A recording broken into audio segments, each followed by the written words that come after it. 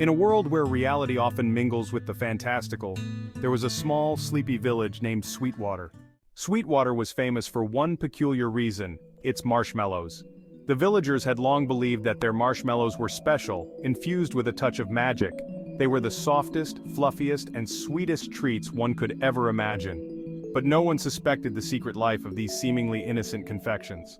One warm, sunny afternoon, as the villagers went about their daily routines, something extraordinary began to happen.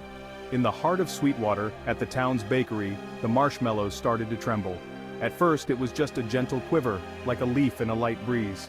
Then, slowly but surely, the marshmallows began to grow, swelling and expanding until they burst from their glass jars and cardboard boxes. The marshmallows tumbled onto the floor, gathering in clusters and forming a strange, wobbly army. They moved with surprising coordination, bouncing and rolling towards the village square. Their fluffy white bodies glistened under the afternoon sun, and their sugary scent filled the air. The great Marshmallow Uprising had begun. The villagers watched in stunned silence as the marshmallows assembled themselves into formations. At the head of this sweet rebellion was a particularly large marshmallow, crowned with a caramel drizzle that glistened like a crown. This was General Fluffernutter, the charismatic leader of the Marshmallow Brigade. With a puffed-up chest and a commanding presence, General Fluffernutter addressed the villagers. "People of Sweetwater," he boomed in a voice that echoed through the square. "For too long we have been subjected to the tyranny of being mere snacks. No longer shall we be roasted, melted, or devoured. Today we rise for our freedom." The villagers blinked in disbelief, their jaws dropping at the sight and sound of the animated marshmallows. But as General Fluffernutter spoke, they felt a strange sense of understanding. Perhaps it was the magic in the marshmallows, or perhaps it was the sheer absurdity of the situation, but the villagers decided to listen. The marshmallows began to demonstrate their abilities. They formed pyramids and towers, showcasing their strength and unity. They bounced and rolled with agility, dodging and weaving around obstacles. They even performed acrobatic feats, flipping through the air and landing gracefully on their puffy feet. The villagers couldn't help but be impressed. As the uprising continued, the marshmallows set about transforming Sweetwater into a marshmallow-friendly haven. They covered the streets with a layer of soft, fluffy marshmallow fluff, creating a bouncy, cushiony surface for everyone to walk on. They built marshmallow huts and forts, creating a whimsical, candy-like landscape. They even set up marshmallow catapults just in case they needed to defend their newfound freedom. The villagers, initially hesitant, soon found themselves charmed by the marshmallow revolution. Children played in the streets, jumping and bouncing on the marshmallow fluff. Adults marveled at the ingenuity and creativity of the marshmallow constructions. The village, once ordinary, had become a fantastical wonderland. However, not everyone was pleased with the Marshmallow Uprising.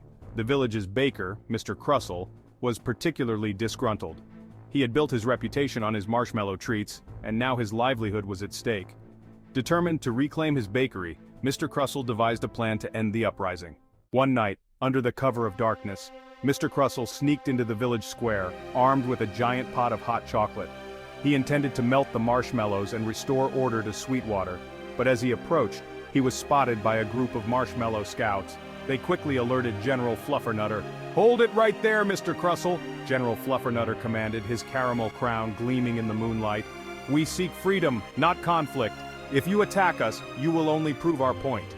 Mr. Crussell paused, the pot of hot chocolate trembling in his hands. He looked around at the transformed village, at the joyful faces of the villagers, and at the marshmallows who had become more than just snacks. With a sigh, he lowered the pot.